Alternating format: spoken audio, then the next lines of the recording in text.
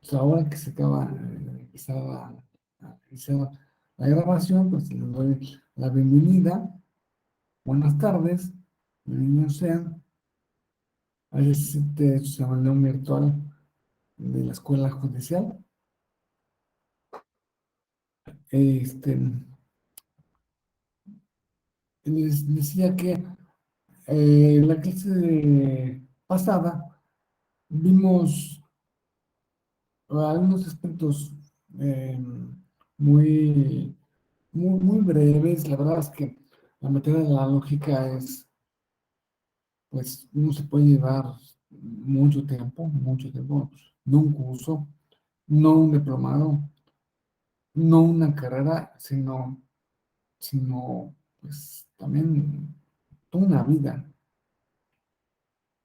estudiando qué es, qué es, cómo se aplica y las maneras en que se eh, relaciona el pensamiento correcto, que es la lógica, con la vida real y particularmente la vida judicial. Todo pensamiento lógico yo creo que no hay ningún ser humano que no sea algo platónico. Platónico en el sentido de que él dividiría el mundo en dos partes, el mundo físico, el mundo ideal, el mundo de las ideas. eh, pues en ese mundo es el mundo perfecto, donde todos los caballos son un solo caballo y tienen todas las perfecciones de todos los caballos al mismo tiempo. Es grande, es veloz, es blanco, es negro, en el mundo de las ideas, todas las perfecciones están en una idea. Y nosotros podemos actualmente, ese modelo desde el punto de vista metafísico, metafísico significa que creemos que es una realidad, que ahí está, ahí hay un mundo de las ideas. Actualmente no se sostiene y prácticamente nadie comparte esa idea, excepto, con una excepción, los matemáticos. En las matemáticas sí cabe esa excepción. Sí hay la discusión seria de si las matemáticas em, están en un mundo de las ideas o si están en este mundo. Porque yo les voy a hacer la pregunta. ¿Las ideas, las matemáticas, se descubren o se inventan? A ver, me gustaría escuchar una participación de ustedes. ¿Las matemáticas se crean o se inventan? O sea, ¿se descubren o se inventan?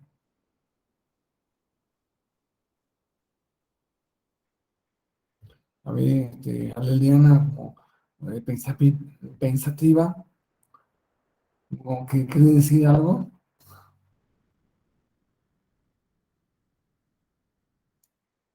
pero, en fin, en el momento en que ustedes quieran, levanten el micrófono y hagan su, este, su participación. A ver, Martín, ¿tienes alguna Pues gracias, doctor. Pues yo creo que las matemáticas se descubren. Esa es mi opinión. descubren? Ok, eso es una cosa un poco de sentido común, ¿no? Pero cuando se dice Newton y Leibniz inventaron la, la, las, el- ay, em, la matemática, el razonamiento, em, bueno, Einstein también tuvo que inventar o crear una nueva matemática para explicar las cosas que quería decir. Entonces, ahí estamos, ante una cosa ahí estaba, antes de Einstein, ahí estaban los cálculos de la teoría de la relatividad, y solo Einstein vino a descubrir, ahí estaban a ver con una piedra y levantó esa piedra, ahí está. O los inventó, los, o es una cosa que produjo, produjo su misma mente. No se apuren si no están totalmente, si no han llegado a una solución perfectamente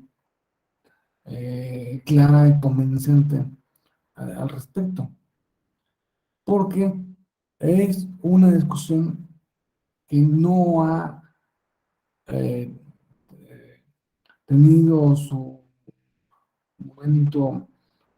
No todo el mundo cree ni una cosa ni en otra. Muchos matemáticos se inclinan a pensar que las matemáticas se crean, otros muchos piensan que las matemáticas se descubren. Los que piensan que se descubren es porque piensan que hay un mundo de las ideas donde ahí levanta la mirada, da una ojeada a ese mundo de las ideas. Ah, estas ideas me las traigo al mundo, físico. No es una cosa que se haya decidido en, en- en absoluto, pero les quería decir, ¿no? una, una reflexión. Vamos a hacer en esta clase muchas reflexiones acerca de las sentencias, del papel de la lógica, del papel del pensamiento respecto aplicado en una resolución judicial y eh,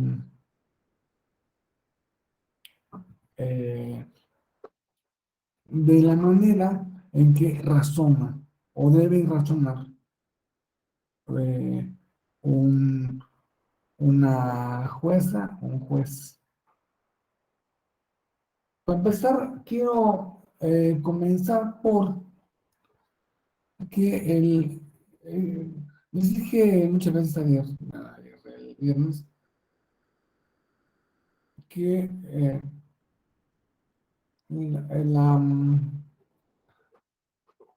el pensamiento jurídico se basa en la lógica clásica, en la lógica aristotélica, una lógica que, que tiene su base en los tres momentos: concepto, proposición,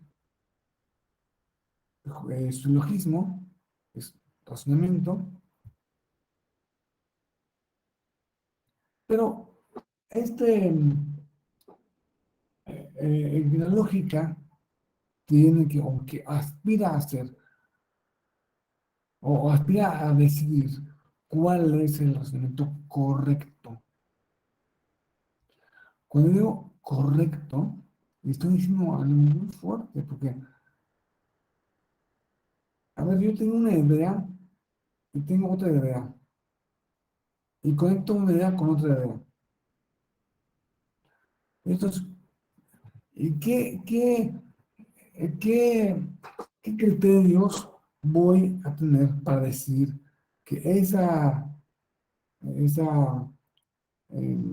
eh, esa unión entre ideas, una y otra idea, es correcta o incorrecta? Sabiendo que las, los silogismos, Sócrates, Aristóteles, eh, que su pensamiento fue desarrollado hasta la época medieval, distinguen entre 64 tipos de silogismos. 64 tipos. Aquí no vamos a ver todos, será ocioso, aparte pues es una clase de derecho, no estamos en una clase de lógica, no es, a veces es un curso de filosofía.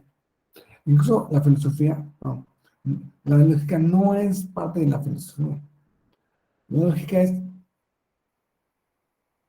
un mecanismo, el estudio del mecanismo del pensamiento, que lo aprovecha la filosofía, lo aprovecha el derecho, lo aprovecha la sociología, lo aprovecha la medicina, lo aprovecha todas las disciplinas, se aprovechan de la lógica. En nuestra vida corriente estamos pensando en términos lógicos. De estas 64 formas, aparte hay 64 formas correctas, pero también hay muchas formas incorrectas. Puede ser que el pensamiento sea correcto, o sea, que la, la manera en que se relaciona una, una término con otro sea correcto, pero la solución no sea verdadera. O puede ser que sean incorrectas, pero verdaderas. Así que tenemos el típico psicologismo correcto, es todos los hombres son mortales. Todos, es mi premisa mayor, que siempre debe ser algo irrebatible, algo axiomático, algo que no vamos a discutir. Todos los hombres son mortales. Nadie que yo sepa ha discutido sobre la mortalidad de los hombres. Ha habido muchos, ha habido, desde muchos puntos de vista, se han puesto en duda la mortalidad del ser humano, pero en general,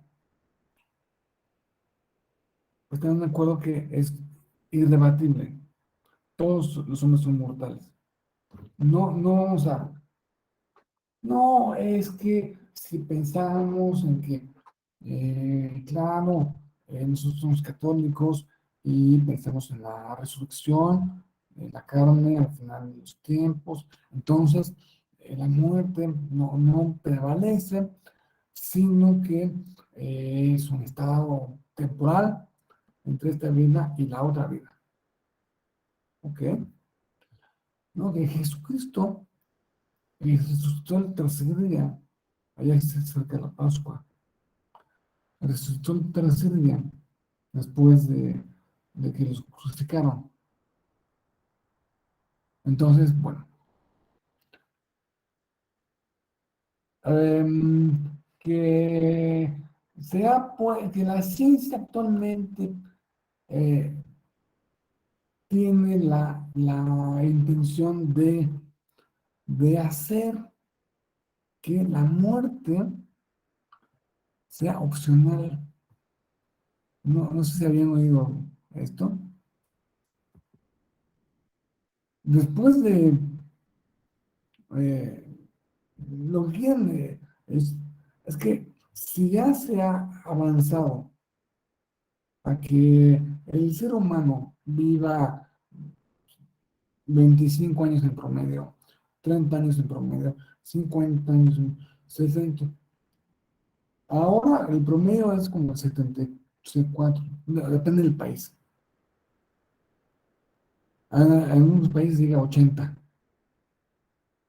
No sé, los países más longevos del mundo son España, Japón, ¿no? Pues, son países que comen mucho pescado y se ve que eso les da vida, mucha cuerda, ¿no? Mucho tiempo. Muy bien. Bueno, pues no falta mucho para que la misma ciencia haga que el promedio de vida del ser humano se extienda a 100 años, a 110, a 120. Claro, si no hay una tercera guerra mundial, aquí si Putin no se le ocurre que se espera y que quiere conquistar Ucrania ahora mismo, y, y pone una bomba nuclear y- y la OTAN responde también nuclearmente y nos despedaza. Bueno, si no pasa eso, que no sé qué tan probable sea, ojalá que no. Si no pasa eso, la tendencia es a que el ser humano viva muchos años, viva 150 años. ¿Qué les gustaría? ¿Vivir 200 años? ¿A quién le gustaría vivir 200 años? Muy bien, más de 200 años. A mí también me encantaría vivir 200 años, pero igual estaría aburrido, ¿no? Ya, ya.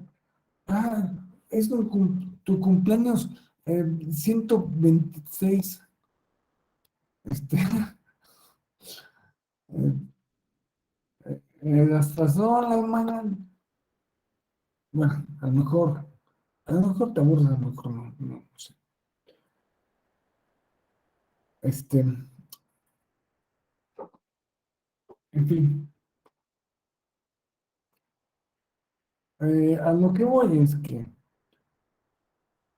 ahora mismo la, el pensamiento de que el ser humano es mortal, de que todos los seres humanos se mueren, todos, sin ninguna excepción, es un pensamiento irrebatible, indiscutible, ¿verdad? O indiscutible, no sé, hay gente que sí puede ser que lo discute, pero no, podemos plantear esto como un axioma.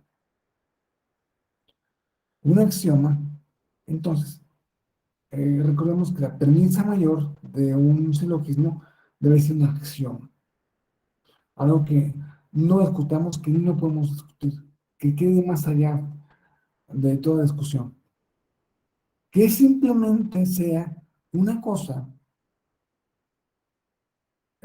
autoevidente, como lo decían los escoceses del siglo XVIII, autoevidente, o sea, que sean palmario. Entonces, esa debe ser la premisa mayor. Vamos a poner, todos somos mortales. La premisa menor es una aplicación concreta de esta, de esa premisa mayor. En este ejemplo, Sócrates es hombre. Y si tenemos que todos los hombres son mortales, y Sócrates es hombre, pues ¿cuál es la conclusión correcta? Que Sócrates es mortal. Sócrates es mortal. Le pasa a Sócrates lo mismo que le pasa a todos los hombres. Si se fijan esto de la muerte, todos pensamos que nos vamos a morir algún día. Sin embargo, es una seguridad que no procede de nuestra experiencia, porque nunca nos hemos muerto. No, es que, ay, ya me morí, y seguro me voy a volver a morir. No, no, es un pensamiento estadístico, estadístico. Si absolutamente todos los seres humanos se han muerto, yo no tengo ningún motivo para pensar que voy a hacer diferente a ellos. Entonces, tengo que incurrir en aceptar esta primera premisa. Pero puede ser que las premisas sean, que eh, que las consecuencias sean verdaderas, pero las premisas sean falsas, son incorrectas. Por ejemplo, si yo digo, todos los argentinos son europeos, vamos a poner, la gran mayoría de los argentinos provienen de españoles y italianos. Vamos a poner. Todos yucatecos son europeos.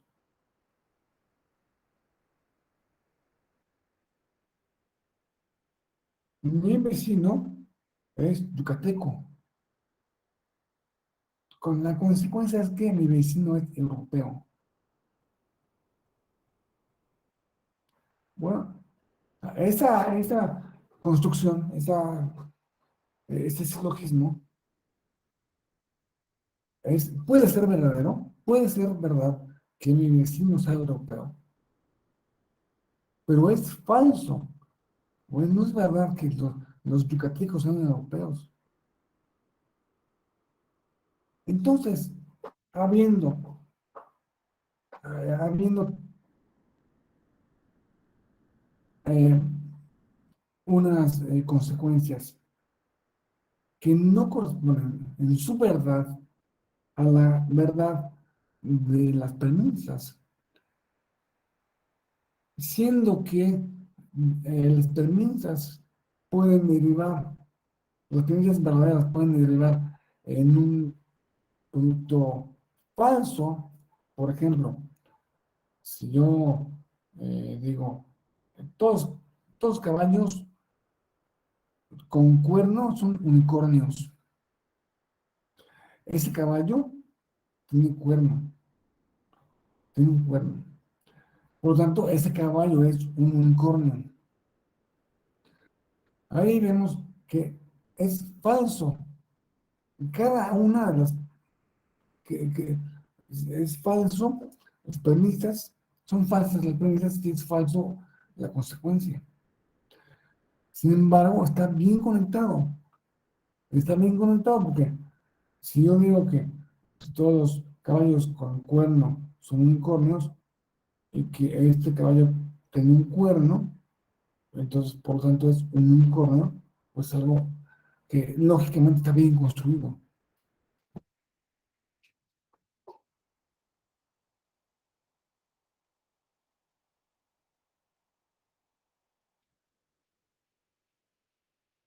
Este, y eso tiene que estar muy presente en el razonamiento que son las sentencias. Les dije que una sentencia es un largo razonamiento o es una serie de razonamientos que buscan unirse en uno solo. En un solo, cuando es un asunto normal. No, cuando se deriva en diferentes incidentes, pues cada incidente tiene su naturaleza de un propio razonamiento que puede ser verdadero o falso.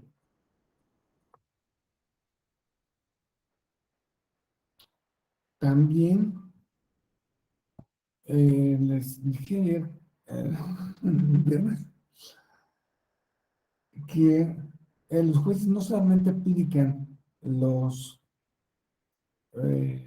silogismos, este es el razonamiento lógico clásico, sino que también aplican el razonamiento difuso cuando se trata de evaluar cosas, de evaluar cuando hay una colisión entre principios, entonces, ¿qué es lo que hace?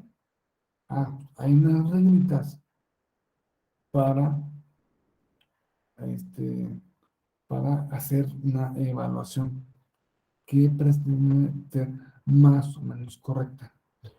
Y por eso es que muchos jueces, sobre todo cuando se trata de un órgano colegiado, como un tribunal, pueden hacer su voto particular separándose de todo. Yo me separo de este silogismo en todo. O pueden decir, estoy de acuerdo con la conclusión, pero no estoy de acuerdo con las premisas. O estoy de acuerdo con una premisa, pero no con la conclusión. Y así se va haciendo la doctrina. Y pues este asunto de los votos particulares ha sido muy importante para la creación de la doctrina judicial. Pense, este, además, el amparo vino como un voto particular de Rejón. El, cuando se aprobó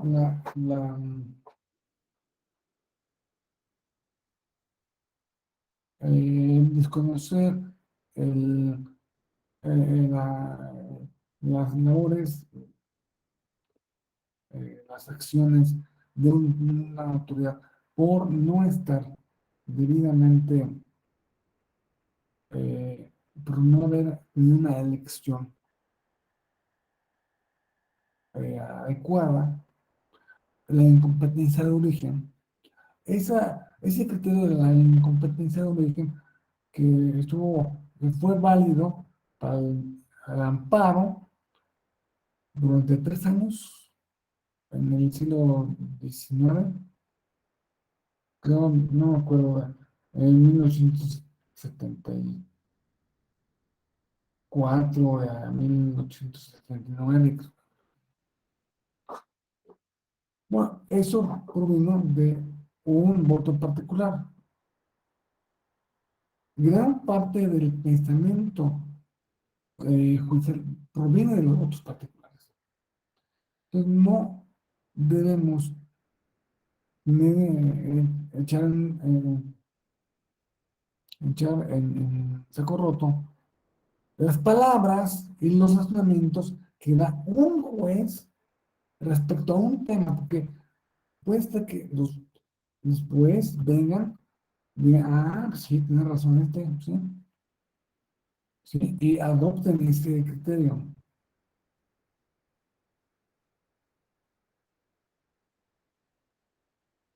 Este, El, el razonamiento jurídico por excelencia es la subsunción. Ustedes no me tengo que repetir mucho esta manera en que un operador jurídico, a través de una hipótesis, eh, declara eh, que un hecho en la vida real corresponde, eh, corresponde a la,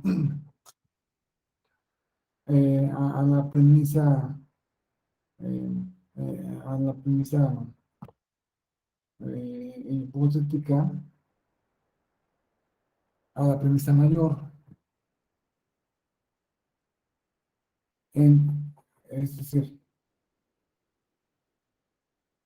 que una parte de la realidad se aplica a la norma. La norma considera como un ente de razón. ¿Qué son las normas? Sino actos de imaginación. Si lo ven a ustedes a decir bien, son actos de imaginación. Entonces, pues,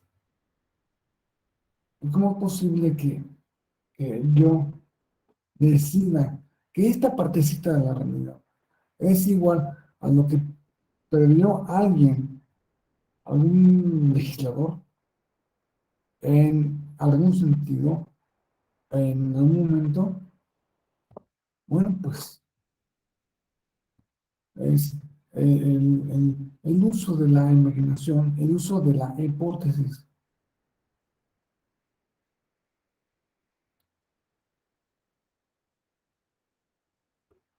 Este, lo que nos lleva a, a recordar, ¿hay o no hay un mundo en las ideas? Bueno, si estamos diciendo que un razonamiento es correcto, estamos diciendo que un razonamiento, ese razonamiento en particular, se tiene que ver o es un espejo de aquellas ideas que son perfectas, que son imbatibles, que son, que son eh,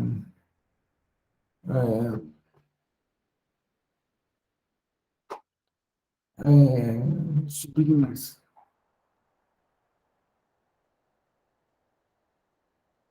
Todo, ese es un tipo de pensamiento metafísico, metafísico entendiendo aquí como metafísica, ah, que me invento algo para explicar algo,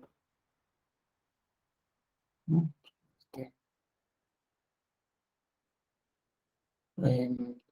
eh, una metafísica me lleva bueno, a, a Spinoza, la metafísica Spinoza le llevó a crear, a postular que todo es Dios. Entonces, si todo es Dios, eh, pues, hace una serie de derivaciones lógicas que pretenden, según él, eh, ser, eh, ser irrebatibles. Pero constantemente hacemos eso, constantemente estamos pensando en cosas que en este mundo, cochino mundo material, no son así las cosas, pero siempre estamos relacionándonos con un plano lógico, un plano que es de alguna manera metafísico. Y son pocos los pensadores que realmente son materialistas al 100%. Incluso Marx, eh, en su eh, eh, en su concepto materialista, materialismo histórico, pues tenía un gran contenido en metafísica, se inventa una gran cantidad de dimensiones. Ah, que el, el pueblo, em, que los em, trabajadores, los proletarios van a hacer una revolución, tienen que hacer una revolución para someter a los burgueses. Esa es pura imaginación, pura imaginación. Pero em, como se basa un, eh, en un fundamento parcialmente ético, pues mucha gente se la cree. ¿Y por qué? Les pregunto, ¿por qué? Después de que sabían perfectamente, mucha gente sabía, que en la Unión Soviética de Stalin se mataban decenas de millones de personas, se mataban de hambre,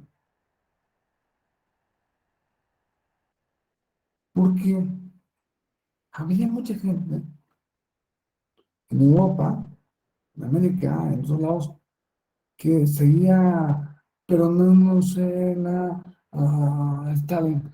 No, es que pues, tenía buen propósito. El propósito de Stalin es bueno. Bueno, eso, eso, perdóname, pero eso, eh, nos llevaría a una reflexión sobre el pensamiento comunista, el pensamiento liberal, que no viene mucho al caso aquí, pero quiero o sea, que es imaginación, pura imaginación. Que la gente, millones de personas se compraron esa imaginación, pues sí, tan es así que 31 millones de votantes en México votaron por imaginación, haciendo mucho. Pues que es lo que se vende, ¿no? En las, en las campañas electorales. Se vende imaginación. Una gente, un mundo donde no haya pobreza, donde no haya enfermedad, donde todos sean iguales. Yo te garantizo, desde el primer segundo que soy yo, se va a acabar esto, se va a acabar. Bueno, es una cosa muy triste, pero digo que no hay mucha gente que sea verdaderamente materialista. ¿Quién es verdaderamente materialista? ¿Quién no piensa que hay algo, algo más allá? Aunque sea en el plano ético. Y esa gente que se dice muy materialista, ¿Por qué con su vecino le molesta? ¿Por qué no va y mata al vecino? ¿Sí? ¿Por qué cuando siente hambre no va y roba en el súper? No, no, el que no me entrevista es que en el fondo sí hay un pensamiento dual, un pensamiento, saliendo del dualismo es muy complicado, a menos de que, pues, como es el caso de Spinoza, digamos, un monismo donde diga, no, no hay, lo que no hay es materia, todo es idea. Si tú piensas que hay algo en materia y te comportas de acuerdo a unos parámetros, los que sean, es que tú tácitamente estás reconociendo que hay dos, por lo menos dos planos de la realidad. La realidad se divide en dos vertientes.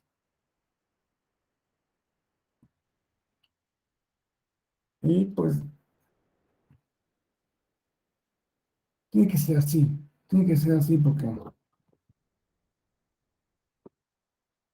em, la verdad es, no voy a hablar de verdad.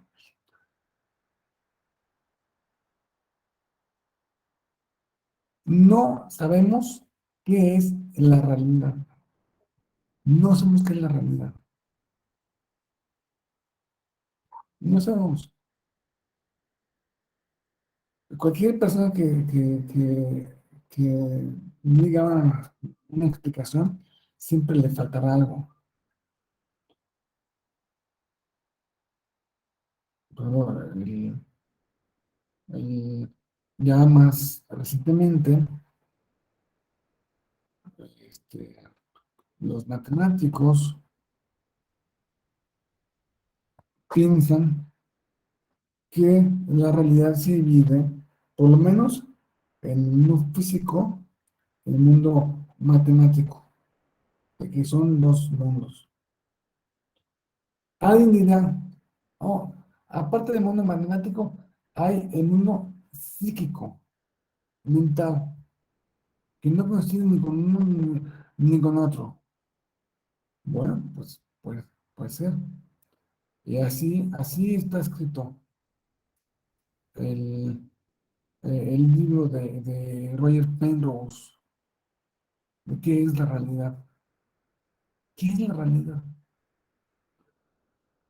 Penrose la divide en un mundo físico, en un mundo psíquico y en un mundo matemático.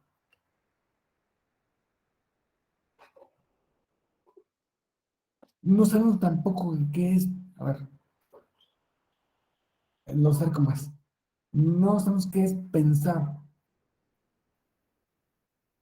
No, sí, que la neurología dice que se activa una parte de tu cerebro cuando estás pensando en resolviendo una ecuación matemática y se activa otro lado cuando estás pensando en una poesía y el otro lado se activa cuando oyes música. Pero eso no es saber qué es pensar. Pues es como si me dijeras, yo voy a saber eh, qué dicen o cuál es la manera de que el pensamiento de la gente que está en ese edificio. Lo voy a saber mediante los focos que se encienden y se apagan. Ya, no, o sea, realmente, digo, es un gran avance saber eso, ¿no? Digo, no saberlo a saberlo es un gran avance, pero todavía no sabemos ni qué es pensar, no, es la realidad. Entonces, por lo tanto, es muy difícil que, que cualquier persona eh, haga afirmaciones en términos religiosos, porque una afirmación religiosa siempre significa, significa darle un contenido eh, sacro o una explicación sagrada a la realidad. Pero si nosotros partimos de que no sabemos qué es la realidad, simplemente pensemos una cosa. Si yo tengo un vaso, mi mano, digo, este vaso es liso. Lo toco ya, pues, es liso. Pero viene mi amigo el mosquito que no me dejó dormir anoche y se para el vaso. No es liso, es rugoso. Porque si fuera totalmente liso, no me podría yo parar aquí.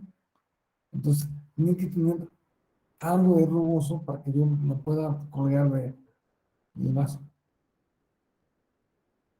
¿Me entienden? Es falso, es mentira que el vaso sea liso. No, es verdad. Sí, pero en un pequeño, es, es una cosa minúscula. O sea, de todo lo que puedo, de todas las millones de cosas que puedo decir sobre el vaso, decir que es liso es escoger una de las millones de cosas, darle una perspectiva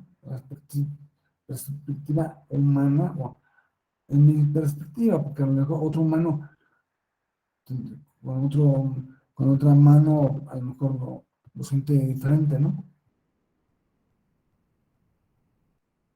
O sea, yo lo siento liso, eso es verdad. Pero ¿quién decide de todas las millones de cosas que puedo decir el vaso? Te puedo decir cuánto pesa, cuánto, cuánto me costó, cuántas moléculas tiene, la conformación la porcentaje del silicio con el carbono que tienen sus moléculas, la temperatura en cada parte, porque aparte cada partecita tiene una temperatura frente, ¿no? Y una determinada promedio, pero que no es igual.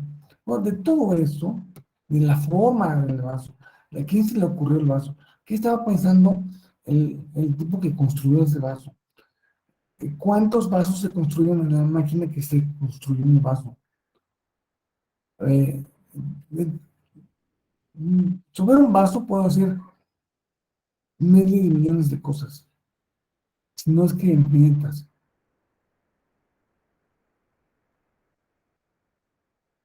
¿Por qué escojo? Este vaso es liso. Esto es algo, decir que es liso, es algo que se relaciona con el poder. Yo digo que es liso porque yo puedo decirlo. Yo no digo cuántas moléculas tienen porque no puedo decirlo. No las he contado. Me tardaría toda la vida en contarlas. Y esto es algo que tenemos que ver en, en, en, en, en el derecho. Es importante porque una sentencia, cuando alguien inicia algo,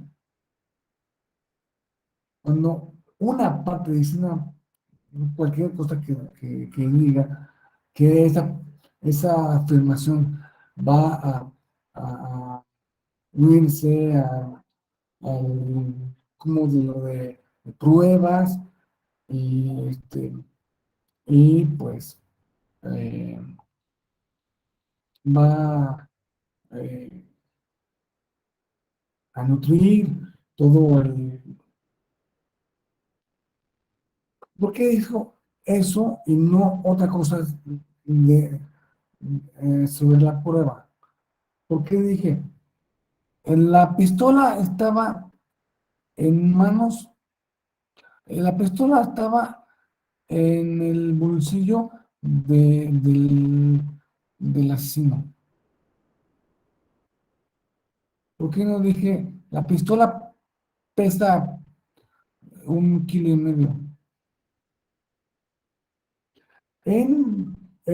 De hecho, está muy definido qué es lo que se debe decir, quién lo debe decir, y desde qué perspectiva lo debe decir.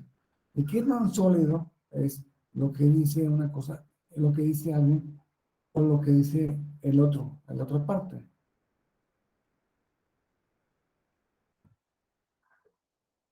La, si se fijan,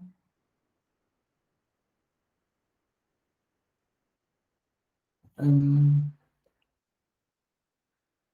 estuvo em, continúa con un aspecto súper requete recontra importante, es el siguiente. Las sentencias y en general todo el material jurídico, todo está escrito o está expresado con un lenguaje.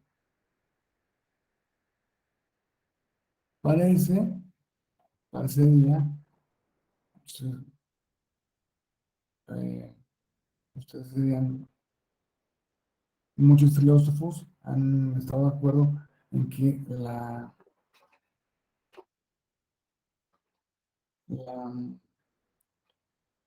el problema de la filosofía es un problema lingüístico. Y cuando se resuelve el problema lingüístico,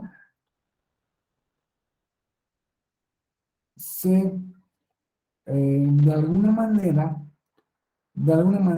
se ayuda a disolver este problema filosófico. Los problemas jurídicos en gran parte son problemas lingüísticos.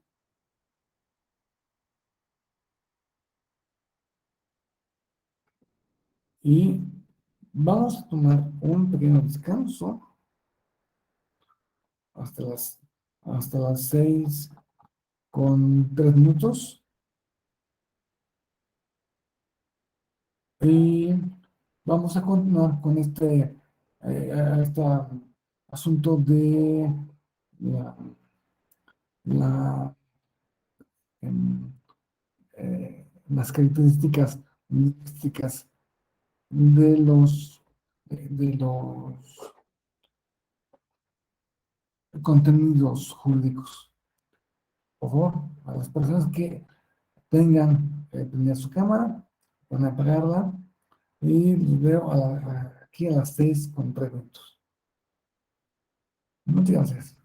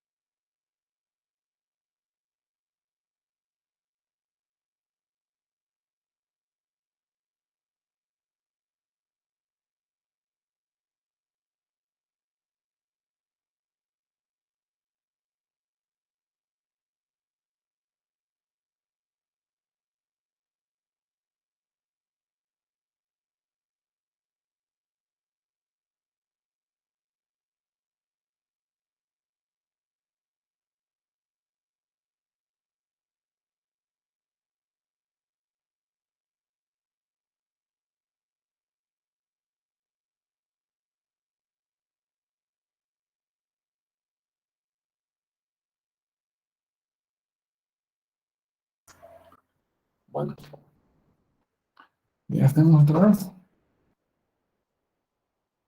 Quisiera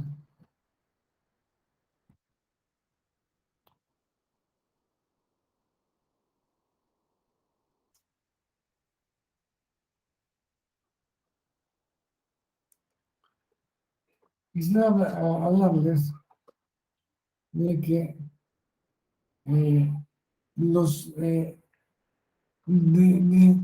las diferentes etapas del pensamiento humano, al menos diferentes etapas, diferentes enfoques que ha tenido la filosofía. En un inicio, la primera filosofía estaba enfocada en el conocimiento del ser. Y esto es una cosa que se ha dicho mucho, que ¿por qué apareció en Grecia y no apareció en otros lados? Diciendo que porque en Grecia en la palabra ser se puede utilizar como sustantivo. En otros idiomas, la palabra ser en chino no se puede, eh, no se, no es natural hablar o separar la palabra ser. Siempre se está pensando en algo que es. Esto es rojo. Esto es pesado. Es, pero difícilmente se puede poner a pensar, esto es el ser.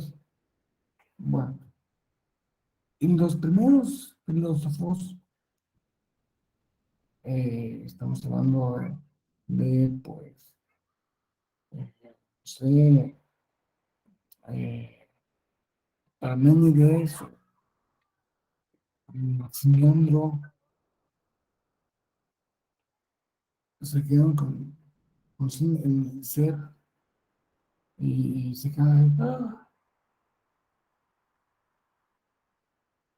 y no podemos salir eh, que lejos eh, eso iba Parménides a pensar que una reflexión lógica sobre el ser es que el ser no puedes, no puede no ser algo, no puede dejar de ser, no puede comenzar a ser en tu ángel. Por tanto, el ser es infinito, es eterno, y pues, todas las características que le atribuimos a Dios se las atribuyó Parménides al ser. Pero poco a poco se dieron cuenta. Ahora, sí es importante llegar al cerebro. Antes tenemos que conocer otra cosa, un registro previo. Y eso que es el registro, esto que es el registro previo es cómo conoce el ser humano. Nosotros no podemos hablar del ser si no sabemos cómo conocemos. Entonces, bueno, se enfocó de un aspecto puramente metafísico a, a un enfoque más epistemológico. ¿No? Muy importante la epistemología de Platón, la epistemología de Aristóteles. Es decir, ¿cómo conocemos? Muy importante también, no, estoy resumiendo así a pochazos la epistemología de Kant. Pero ¿qué pasa cuando llega el siglo XX? Llega lo que se conoce como el giro lingüístico. A partir del siglo XX tenemos el giro lingüístico, donde no solo se dan cuenta de que no podemos llegar al conocimiento del ser sin el conocimiento del conocimiento, y no podemos llegar al conocimiento del conocimiento sin el conocimiento del lenguaje, porque pensamos a través del lenguaje. Entonces, un montón de filósofos, ahora se los voy a presentar, han hablado de la importancia del lenguaje en nuestras vidas, en nuestro desarrollo intelectual.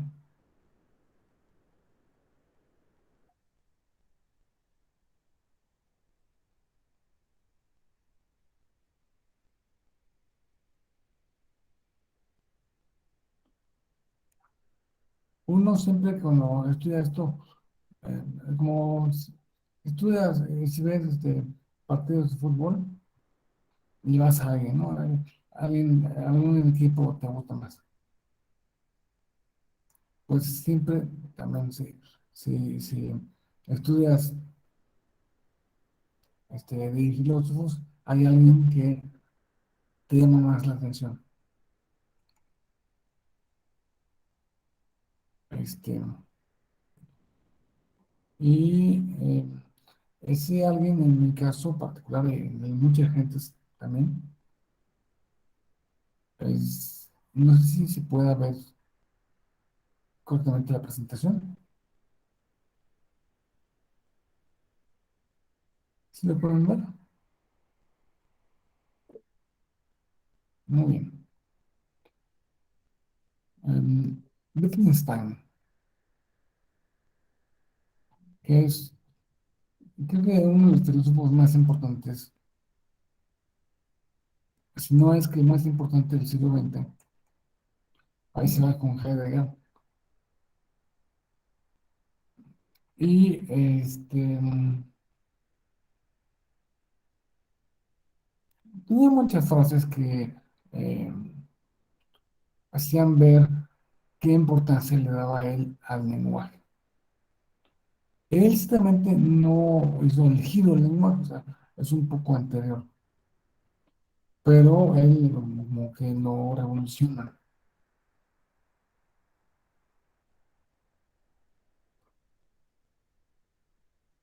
Y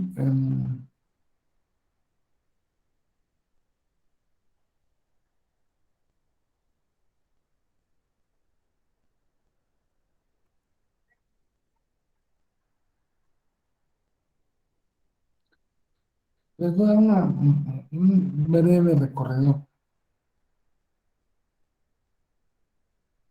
eh, este, entre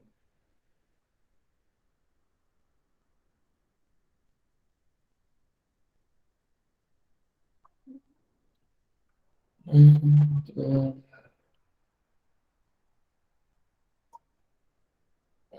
algunos filósofos que son de máxima importancia para nosotros.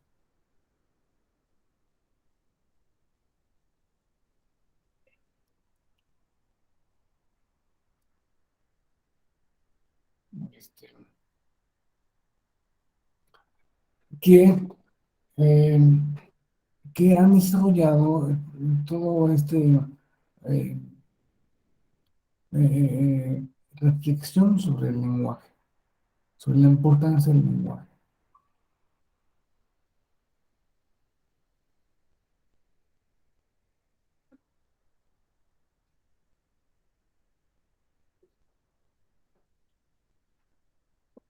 Tenemos a Frege. Frege es que como el más importante de los filósofos matemáticos.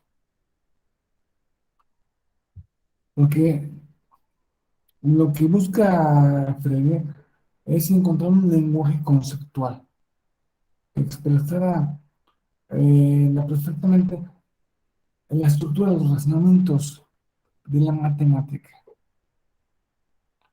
Luego ven derivados de él, alumnos de él, que le deben todo a Frege. Es este importantísimo filósofo, se llama Bertrand Russell. Bertrand Russell, que eh,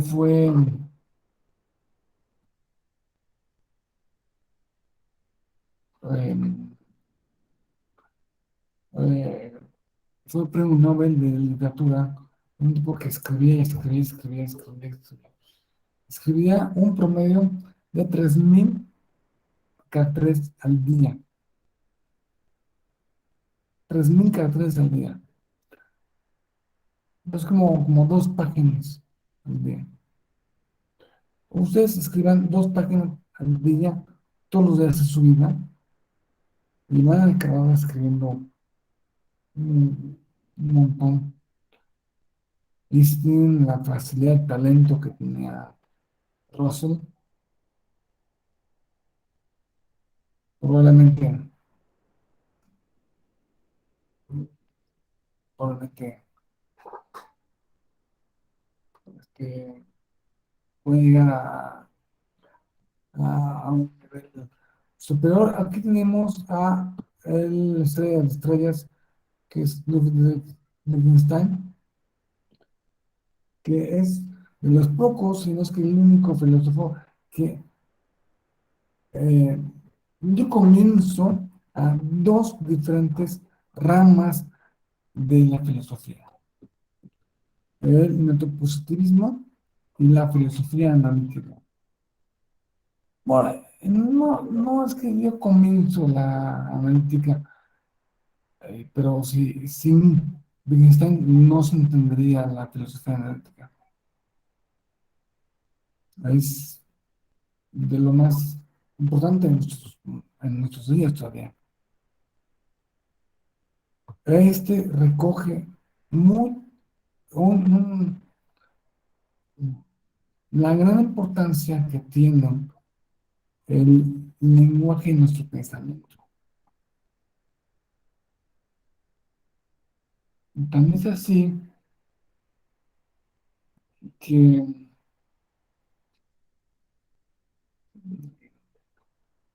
que le daba, junto con eh, Schlick, eh, estos filósofos que les estoy mostrando ahora son gente que ha desarrollado su pensamiento en torno al lenguaje. Aquí se unen varias ciencias. Por ejemplo, aquí en Hans Reichenbach, filósofo, físico y lógico.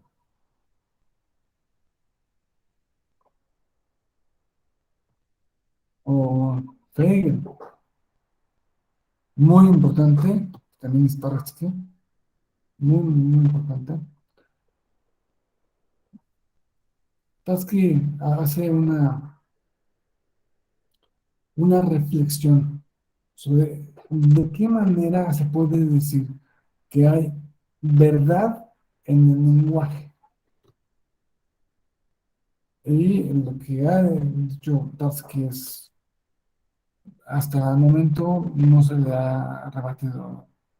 Es un tipo así muy, muy, muy relevante, junto con Carnap en también Alemania, y Wilhelm Quine en Estados Unidos. los invito a pensar en este filósofo que les voy a mostrar ahora. A este señor, ustedes y yo, le debemos mucho. Parece que no, pero a él le debemos mucho. Porque fue simplemente el responsable de todo lo que, eh, de toda la inteligencia, o como se entiende de inteligencia, es conocimiento, espionaje del enemigo en el pues, día de desembarco en Normandía. Gracias a él, los, los aliados eran principalmente, principalmente este,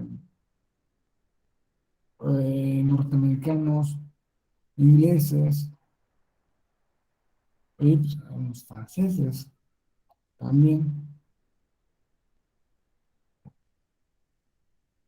sabían dónde tenía cada cosa el enemigo, dónde tenían sus tanques, dónde cargaba gasolina, dónde estaba la comida que se comía, dónde tenían las botas, dónde tenían las, los uniformes, dónde tenían las balas, dónde tenían los,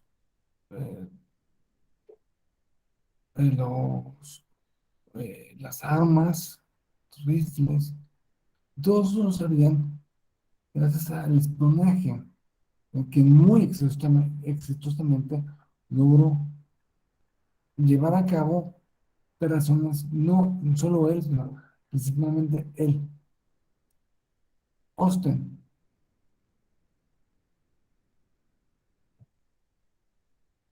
Austen escribió un libro, no un libro, pero sí es sí es un libro, pero más bien dictó una conferencia que se llamó ¿Cómo hacer cosas con palabras? ¿Cómo hacer cosas con palabras? Al igual que los hacemos cosas con las manos, al igual que un perro hace cosas con su hocico, al igual que se pueden hacer cosas de otras formas, no habíamos caído, a lo mejor, en en la, en la particularidad de que se hacen cosas con las palabras hacemos cosas, no decimos cosas, más bien, no solo decimos, sí decimos, pero no solo decimos. El lenguaje no se limita a describir el mundo. El lenguaje no es eh, mesa verde filosa. No, o sea, eso no es, pues sí puedo decirlo, pero, pero el lenguaje es una realidad humana mucho más rica. Y eh, este descubrimiento, bueno, que tampoco es que sea eh,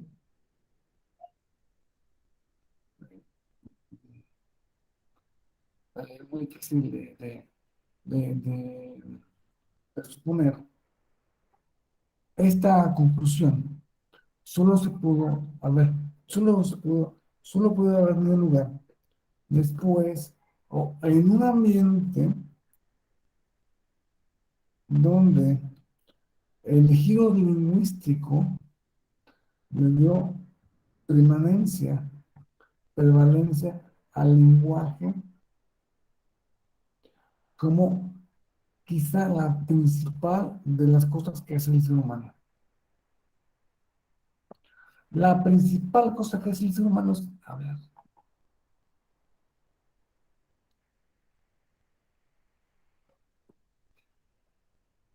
Si ustedes se dan cuenta, las, las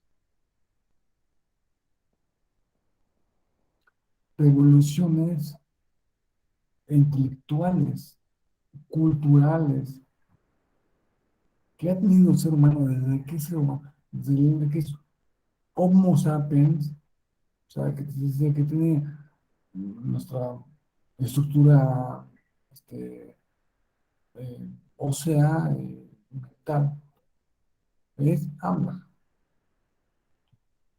Porque hablar es algo, es nuestra actividad favorita, es lo que mejor nos sale. No digo que otros animales no hablen, por supuesto que sí, tienen un tipo de conocimiento, de comunicación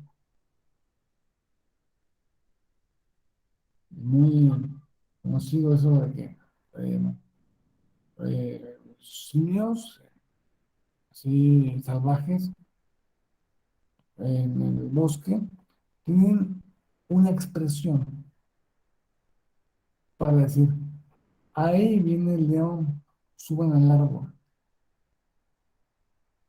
Por eso cuando hace ese grito, que pues quién sabe cuál sea, pero ese grito, automáticamente los demás simios también corriendo suben al árbol para evitar el león.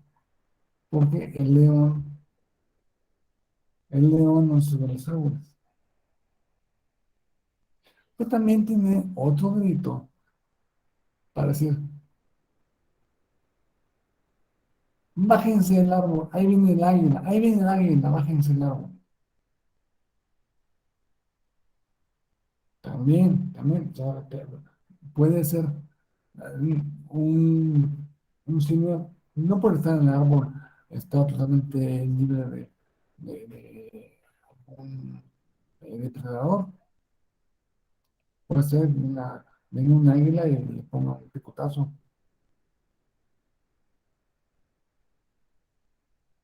Pero ese tipo de lenguaje es muy limitado. Ese tipo de lenguaje se limita al ahora, al este momento, al este instante. Suban al árbol porque ahora viene el león. Nosotros, como eh,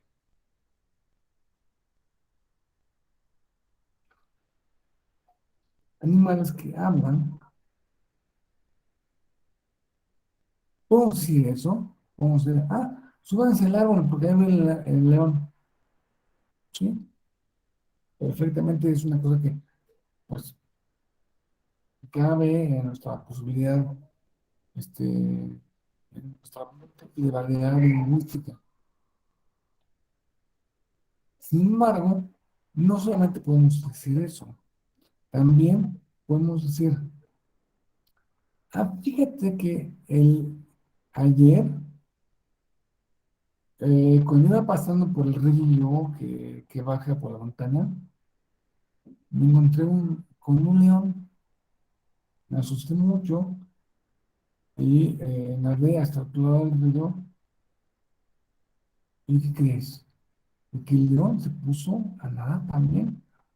Yo creía que no, pero se puso a nadar y me asusté más. Entonces ahí fue cuando me subí a un árbol. Eso es lo que podemos hacer en nuestro lenguaje. Podemos hacer presentes asuntos que no están presentes. Nuestro lenguaje es simbólico. Se refiere a algo que se puede referir a algo que no está ahí. Y nuestro lenguaje es lo que realmente nos,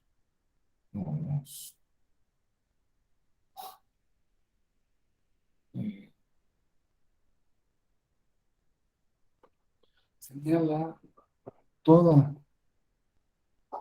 eh, prácticamente toda nuestra cultura y nuestra civilización se estructura en torno al lenguaje.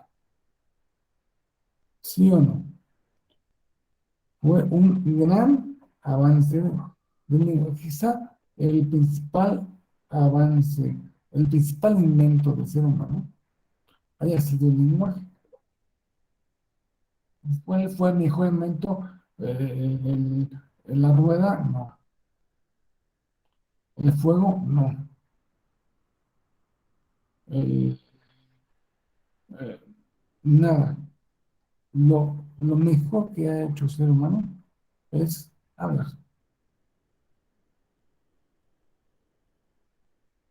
Porque entonces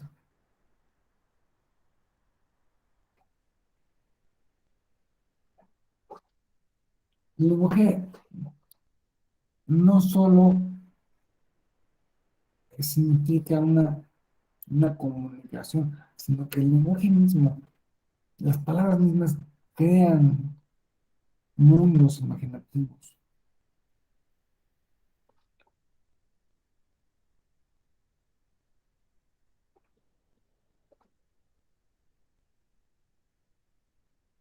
Con,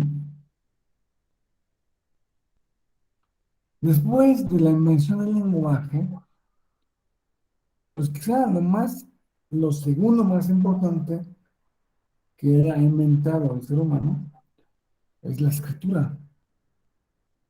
Pues, ¿se fijan cómo va todo relacionado con el lenguaje? Hablar, escribir.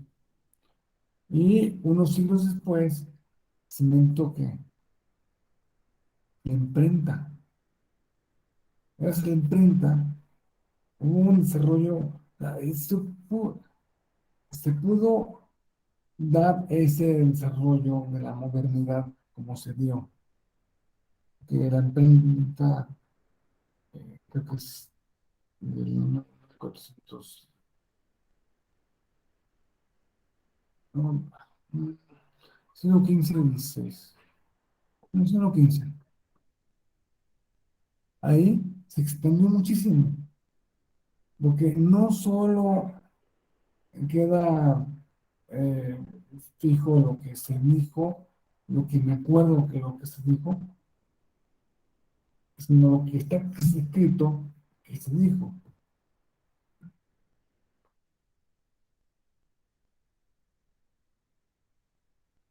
Posteriormente, de la imprenta, pues que fue, o sea, a lo mejor lo que siguió fue el, el telégrafo, el, eh, el radio, la radio, la- este, el teléfono. ¿Ven cómo los grandes avances culturales significan avances en mecanismos lingüísticos? Ahora mismo, el hecho de que estemos en esta clase nos da cuenta de que lo último de, de importancia suma es el invento del Internet. Quizá el Internet, inventar el Internet, ha sido semejante, o no sé si no estuvo quizá mayor, mayor importancia que la invención misma del lenguaje.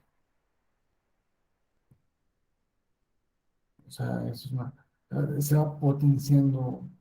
Ahora no solo hablo con el vecino que tengo a un lado, sino una persona que está me entero lo que está pasando en Bielorrusia, me entero de cómo va el asunto del COVID en Shanghái, me entero de cómo están el hielo del Polo Sur.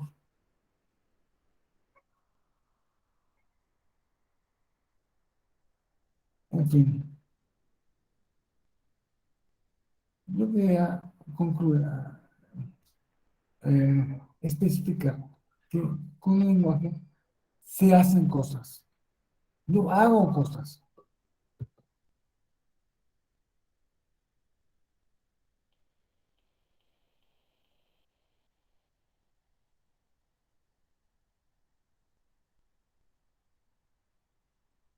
Hacer cosas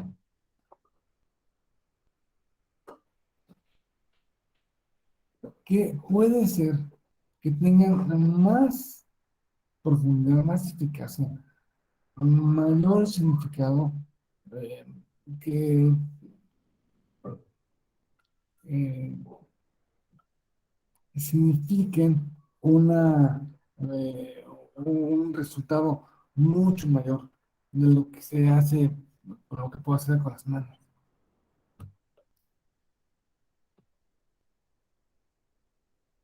Que tengo que con las palabras,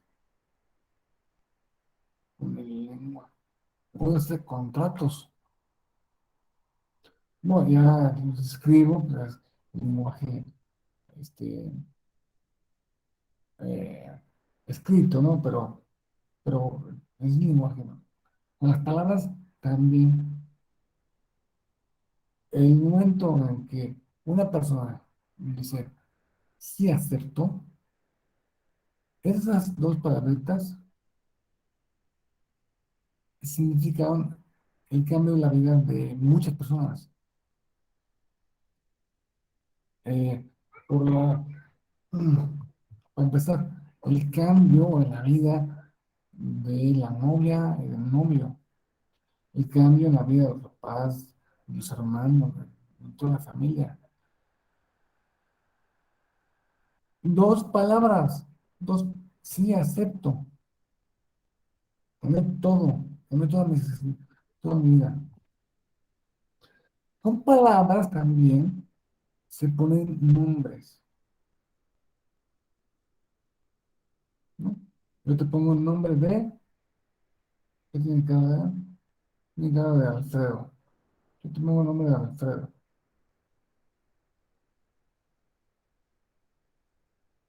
Igual, eh, eso es bautizar a un bebé. Pero los barcos también se bautizan. Y cuando viene la reina de Inglaterra, le agarra una botella de champán y la rompe en la quilla del barco. ¿Sí? Este barco se va a llamar eh, Queen Elizabeth II.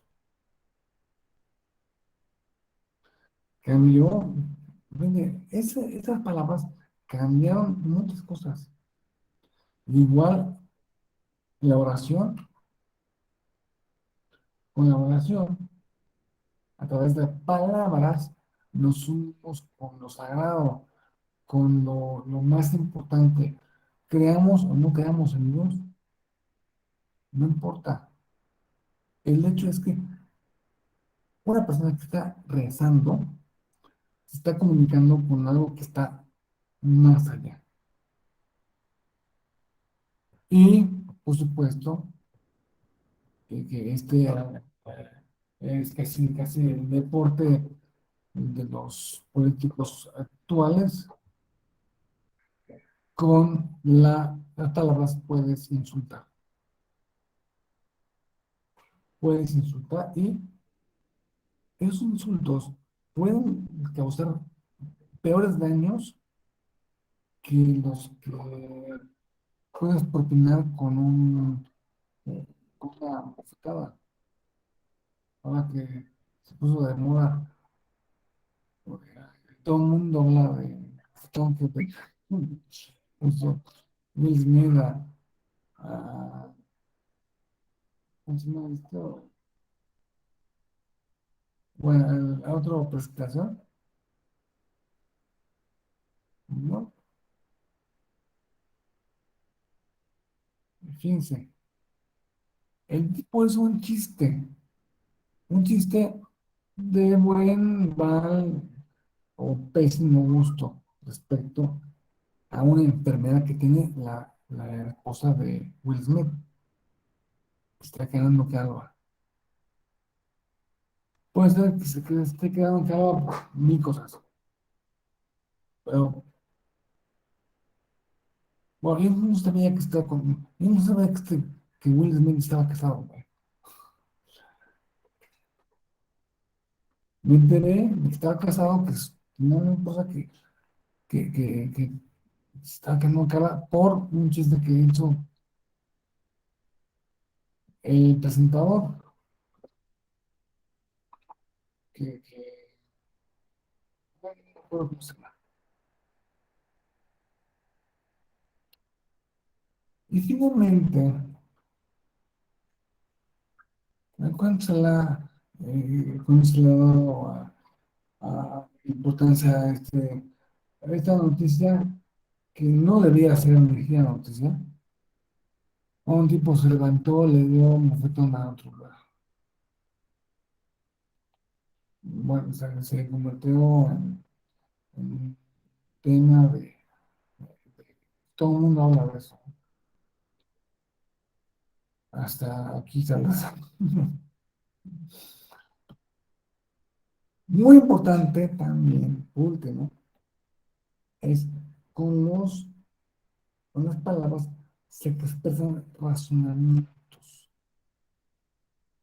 Con las palabras se hace razonamientos válidos o inválidos. Razonamientos que son los que acaba adoptando el órgano jurisdiccional. Pensando, claro, esta, este,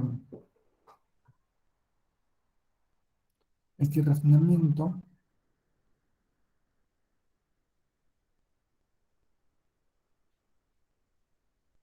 eh, esta forma lingüística me llevó a concluir una cierta cosa.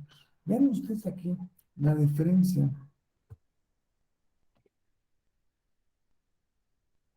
la diferencia entre los planos, la diferencia entre los planos de la realidad. Quiero hacerles eh, un plano de realidad que es la ley, que pues la ley vamos a definirlo ahora como imaginación compartida. Todos estamos de acuerdo en imaginarnos una cosa. Todos estamos de acuerdo en que esta imaginación deriva en una obligación, la obligación de Martín de hacer un escrito eh, para, las, para la escuela judicial. En otra obligación para Ricardo, ¿no? Para pagar impuestos. Y todos creemos, esta imaginación compartida nos, nos lleva a pensar, ah, sí, tengo que pagar impuestos, ah, sí, tengo que cumplir con eh, con esta eh, ensayo que me pidieron los profesores de la escuela judicial.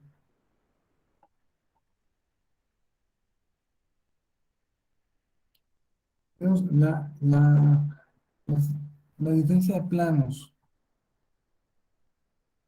Tenemos un plano físico, un plano lógico. El plano lógico está compartido existe como un plano lógico que está allí, o sea, metafísicamente hablando, así como el mundo de las ideas, sí o no. Si no, ok, puede ser, pero ¿por qué entonces lo que es lógico para mí, también es lógico para ti y debe ser lógico para él y para aquella? Sí, hay una parte de la realidad que significa, o sea, hay una parte de la realidad que, que está en varios planos.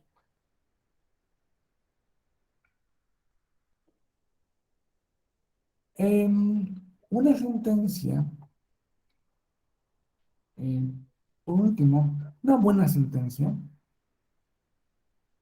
una, aquí me hace una buena sentencia, es quien razona bien,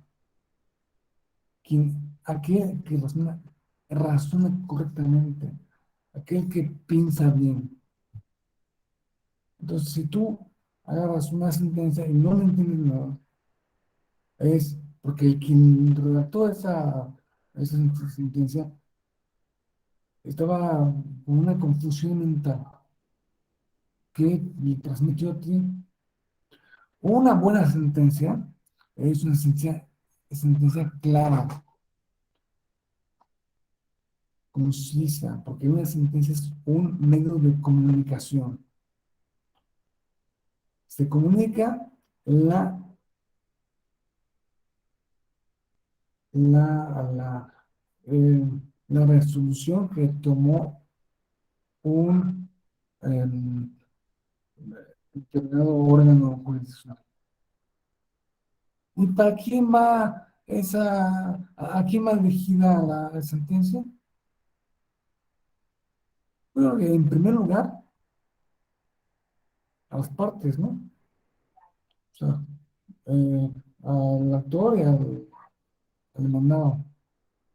Bueno, en segundo lugar, también podemos decir que pues, va a un tercero interesado. Ahí, si al coadyuvante, si hubo un coadyuvante, ¿no? Toda la gente que intervino puede ser una química oscura, también intervino, ¿no?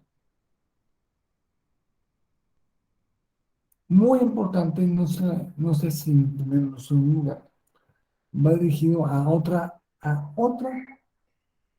autoridad del Estado, va dirigido al INE, o va dirigido a una sala regional, va dirigido a un tribunal eh, local, o va dirigido a la Cámara de Diputados, o va dirigido a, a los partidos políticos, aunque no hayan sido parte del, del litigio.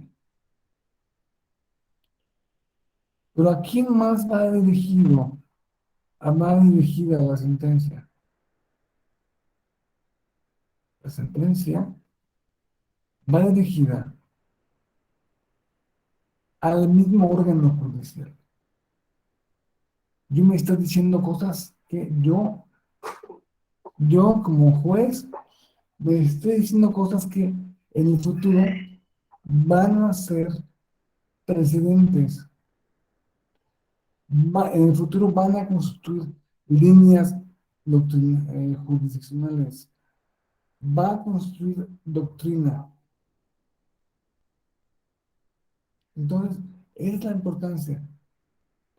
Una sentencia,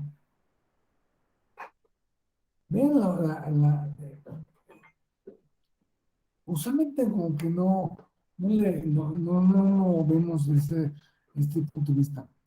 Una sentencia incorpora, eh, incorpora las, los presidentes que, que estuvieron en otros casos. No, es que en el expediente fulano, fulano, fulano, y seguimos así. En el expediente Sutano se pensó otra cosa. Hay una jurisprudencia que dice, bueno, está hablando de decisiones pasadas que se utilizan para normar, para dirigir la norma que se aplica, que se interpreta como vigente en el presente. Y no solo eso, sino que esa norma, como acabo de decir, va dirigida hacia el futuro. Entonces, el juez se convierte así en una especie de Jano, Bisonte, el dios romano Jano, que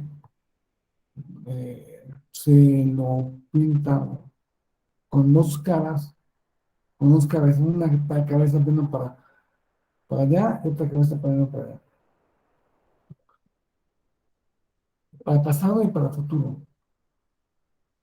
De ahí, de Jano, de, eh, viene la palabra enero, en la palabra January en inglés, porque el mes de enero está viendo para el pasado, para y para el futuro, para el resto del año. Entonces, el juez tiene que ser como un dios jano, tiene que conjugar el pasado, el presente y el futuro en su decisión judicial. Y pues, bueno, me gustaría abrir el momento, un minutos de debate, de preguntas, respuestas, aclaraciones, la cualquiera de ustedes que quiera hacer una contribución a lo que se ha dicho en esta clase, una pregunta.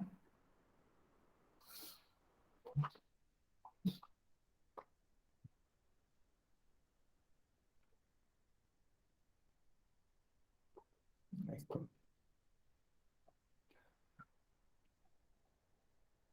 Bueno, pues siendo que eh, quedó claro el asunto de lo que se refiere a la, a la lógica aplicada a las sentencias. Este, pues me gustaría eh, despedirme. Esto es eh, todo por ahora. Me encantaría, me, me pasé muy bien encontrarme con ustedes. Me pareció que eran un grupo que si no, si bien no, eh,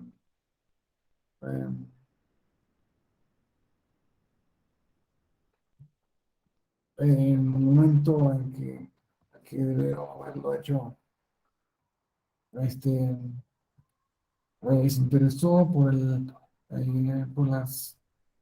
los conceptos, por las ideas, y espero verlos en otro módulo, sino de de cualquier otro diplomado que me toque con ustedes. Y pues, este, estoy muy a la orden. Voy a escribir aquí en,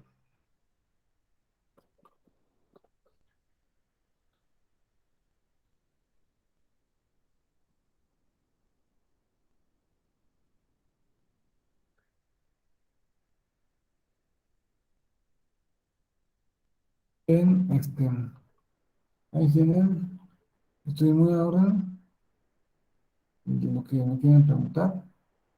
Si quieren una aclaración sobre bibliografía, sobre algún tema en particular, estoy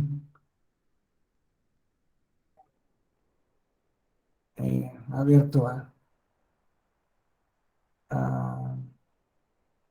a cualquier cosa que necesiten. Pues muchas gracias y pues aprovecho para despedirme. Bueno, Gracias, hasta luego. Gracias, luego. doctor. Bonita tarde para todos. Gracias, doctor. Bonita tarde. Gracias, doctor. Hasta luego.